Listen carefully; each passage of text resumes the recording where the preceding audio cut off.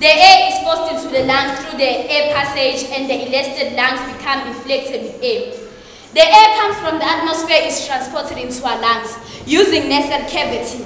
From the nasal cavity, it goes through the trachea. From the trachea, it is where it branches out to form bronchioles. From the bronchioles, it is where you'll find the large number of air sacs, which are called alveoli. From the atmosphere, we have an air which is called the oxygen. From the oxygen is transported into air passage.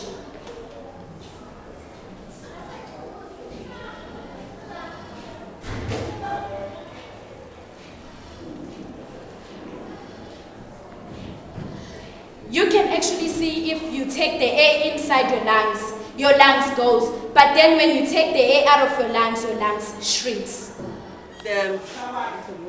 The picture of the lungs, if you can look at the picture of the lungs, you'll find that from the trachea, the respiratory tract is the nostrils. Oh, we have got this thing. Got it. Yeah, the nostrils, the trachea, then the bronchioles, then the bronchiolus, the small part of the trachea. Then that end is the alveoli, yes, the sac-like. So it's in the alveoli where there is an interchange of gases. That is when the oxygen gets in and the carbon dioxide gets out. You get that? Right. What you must know is that from the trachea there is this which is called the mucous membrane. Yes. The mucous membrane that lines the internal part of the trachea, the lungs, and everything. It's a slimy thing, slippery like. If at all you have seen the trachea of the goat, if at all they've slaughtered the goat at home, you must remember that. Inside it's slippery like. So now, when the person smokes, and then the trachea and everything becomes a chimney, so it interferes with that slimy internal part of the trachea and the lungs, so it results in the deformity. And then the interchange of gases does not happen as it's supposed to be in the normal cases. You get the point? And you'll find that the alveoli, there's always a sedimentation of mucus inside, because the mucus is meant to remove all the impurities from the trachea or whatever. So now the nicotine or the air that comes with the smoking, it's something that is abnormal, that is not supposed to be there. So there will be more secretion of the mucus with an intention to remove all this. So the person will find that the person coughs, the chest becomes congested. Ultimately, most of them develop into their lungs develop into lung cancer.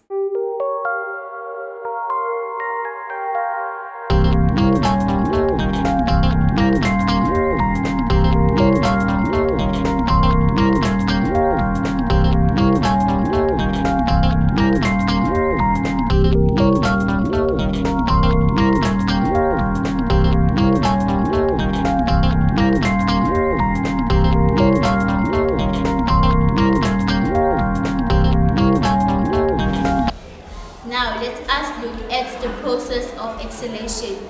The air is forced out from the lungs via the air passage, and the elastic lungs became deflated.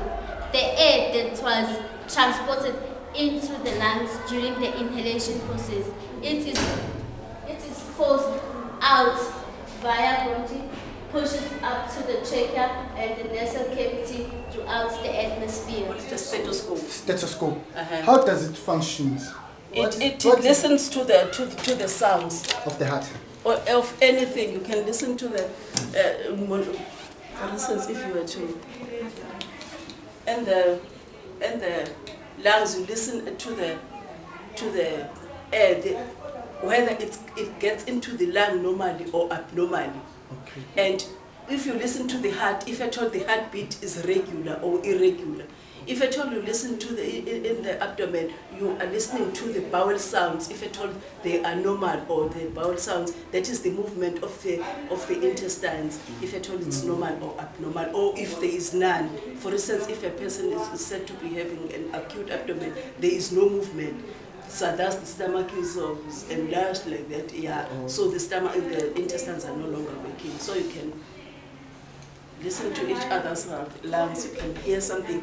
You must breathe in, open them, breathe in and out so that you can feel the air coming in.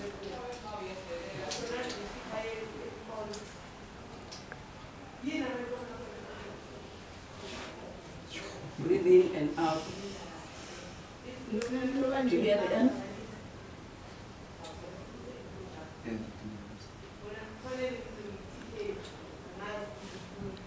So now, if it's not normal, at times with those people that have got the abnormalities, the cancer, the TB, there is something in the lung. This lung is no longer expanding like this. So if at all you put this thing, you won't hear anything because there is no air entry. Oh, that's why.